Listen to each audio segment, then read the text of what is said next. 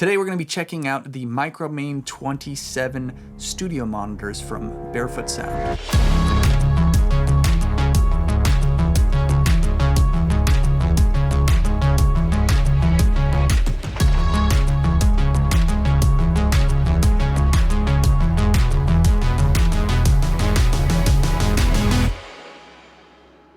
All right, welcome back to another episode of Studio Time. If you're new here, my name is Andrew Masters, producer, engineer, musician, occupier of recording and home studios. Now, if you're new to looking into studio monitors, generally there's going to be different categories of studio monitors depending on the needs you have or the use case of the speakers, whether that's going to be portable, that's going to be sort of a project or home studio, very minimal setup. Maybe you need something that's able to be moved more. Then we have the upper tier of more professional or commercial recording studios. Here in Nashville, there's a big overlap between professional home studios and commercial studios. You're going to find a lot of this kind of equipment in both of those categories. And then you have sort of the mastering and the really high-end studio monitors. Now, what's cool about the company that makes these, Barefoot, is they offer products for each of these categories. But these Micromain 27s are the newest to me, so I'm going to share with you a little bit about my experience with them. Now, the first thing I'll say is getting new speakers rules. It is exciting, it is fun, and the experience getting these particular speakers, it starts with the unboxing experience, and these are very large speakers, or at least to me, they're very large. They weigh about 68 pounds. The dimensions are 20.5 inches high, 9.5 inches wide, and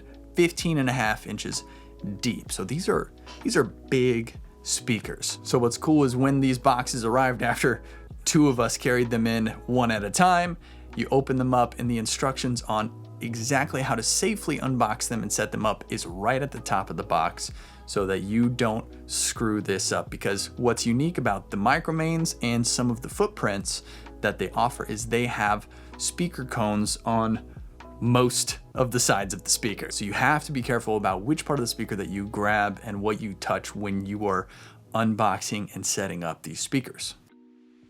So these speakers are 3.5-way active studio monitors that include their dual force and MEME technology. MEME in this case standing for multi-emphasis monitoring emulation, allowing you to switch between different emulations of different speakers with one switch that comes with them. The tweeter on these speakers is a 1-inch ring radiator. It has two mid-bass cones, which are 5.25-inch poly paper cones. And on the sides of the speaker, you have two 10-inch aluminum subwoofer cones. On a single speaker, you have a max SPL of 116 dB. And with both speakers, you get a max SPL of 119 dB. The frequency response of these studio monitors is between 30 hertz and 45 kilohertz. Now, these speakers are the second product line that I have actually owned and used personally. And I gotta say, the consistency between them is fantastic. The other speakers that I was using were the Footprint 01s, which I absolutely loved. Now, the price of these Micromains is a big jump from the Footprint 01s. These are $11,000 for the pair if you're gonna pick them up brand new. Something that I haven't set up that came with the speakers are actually handles, so obviously that's gonna be useful when picking up, carrying, and adjusting your Micromain 27s, but you can also use them as feet if you want to do horizontal mounting of these speakers, which is great. I'm personally using them in the vertical orientation, so I don't have them set up. On the back of the speakers, you have XLR analog audio input as well as AES-3 input. There's also a input level stepped attenuator, and then for the subwoofer you also have an independent level control. The crossovers on these monitors are at 100 hertz, 600 hertz, and 3000 hertz. So with that being said, that's pretty much all the details on these speakers. Now I want to tell you a little bit about my experience with using them. Now, my first exposure to them was over at Bunker 5 Studios here in Nashville, and it's first off just an incredible studio to do anything in. But Edwin, who owns that studio, had a pair of these Micromain 27s, and I had been using my Footprint 01s and already fallen in love with them. So I was very excited to hear the bigger set. So the first time I really listened to them coming from a Barefoot speaker, I went there with my friend John Strandell. We were planning a session for his single One Day, and we were listening to the mastered version in there, and it sounded so good. And just my hunger to get my hands on a pair of these Micromain 27s went to 100. I was like, I gotta get these speakers. And funny enough, that was the same experience I had with the Footprint 01s, was literally just hearing them in somebody else's studio, and was just floored with how great they sounded. Here's an interesting detail on the experience with using them. I have moved studios now 4 times this year, technically. I moved out of the studio I was in into a different studio, which is where I was when I got these, right? This big move, and I got them there, and God, they sounded just amazing. I mean, everything about the room we were in at that studio like broke all of the rules of how your control room should be. Nothing was even. It was a basement, had low ceilings. Everything that could be wrong with the existing space was wrong. It was not designed to be a studio, but we treated it, and we treated it pretty well using this setup here. And the Micromains just sounded so good in there. Fast forward, I wound up moving out of that studio pretty fast.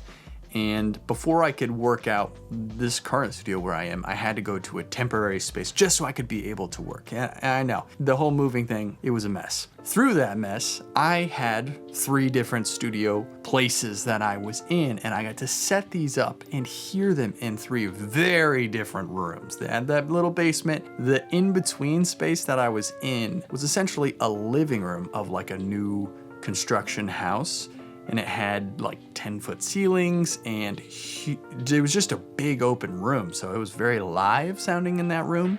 And I've been using the same acoustic treatment consistently throughout these different spaces. But in the in-between space, I wasn't able to put up my clouds because I knew I was only gonna be there for a couple of weeks. So there was no clouds in this room, and it was, again, very live, very not ideal.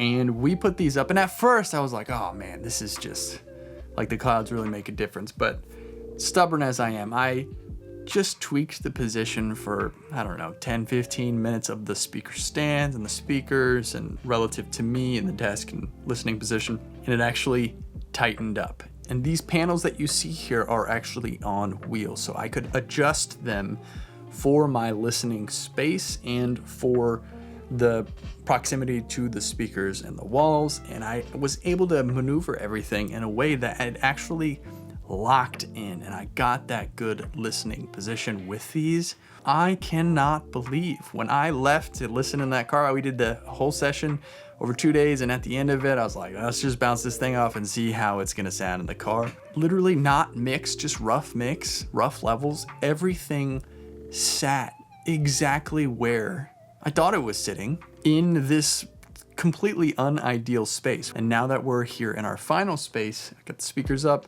treatment up, everything is translating exactly as well as it has in the other spaces. Now, outside of, what you want out of studio monitors, which is the thing you're hearing to be the truth, you want to know that what you're hearing is actually how it's going to be for everyone else's experience. That's probably the most important thing.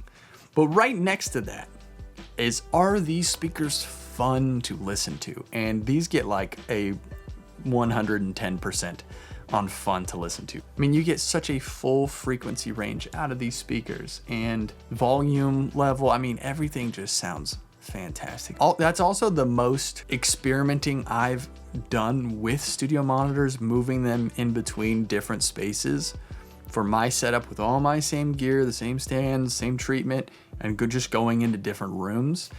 I know that I can trust these studio monitors and that they're gonna be very fun to listen to. Now, what am I doing? I'm doing a lot of tracking. I'm producing and tracking. That is like my favorite thing to be doing in the whole making music artistic space. I love getting the sounds. I love working with the artists and the musicians on the right parts, getting like really crafting the song with them. The speakers, you want to be able to not be in the way, but you want them to serve the process as well as they can. And it doesn't hurt that they're also big, huge, awesome speakers. So, when you get clients in here, they love it.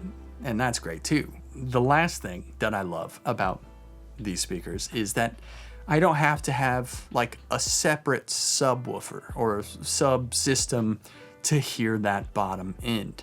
The low end is like really what converted me, but being able to just put up a left speaker and a right speaker and hear exactly what you want to hear, having a clear image of what you're hearing so that you can place things properly in the mix, having a tight low end that you can trust makes everything easier. I've been using these now for about 3 months and I am floored. I think they're awesome. I constantly recommend them to my personal friends and other people who I have in the studio. I love showing them off because they're just so fun. I've got them sitting on my SoundAnchor ADJ2s. SoundAnchor also makes attachments that are designed for these exact speakers, but I'm just using the ADJ2s as I already had them and they work just fine. If you are curious to check any of the stuff out, there are links to them down in the description. Let me know if you have any questions down in the comments. If you guys like these videos, just talking about different pieces of gear that I'm using or had experience with, or something maybe you want to see me check out, let me know down in the comments. Hit the subscribe button too. This is really cool to see the community here on this channel, because this is kind of like a niche separation from my main channel, like all the videos that I'm really excited about. It's cool to have a place where I can share stuff like this and other people are interested in it. We launched this channel essentially January 1st this year, and we just passed 15,000 subscribers. So very grateful for you for watching this and subscribing. If you're interested, you can go to my website at Andrew Masters Music. A bunch of ways to support the channel on there. You can actually book sessions with me if you want to make a record. I'm producing a couple different projects right now.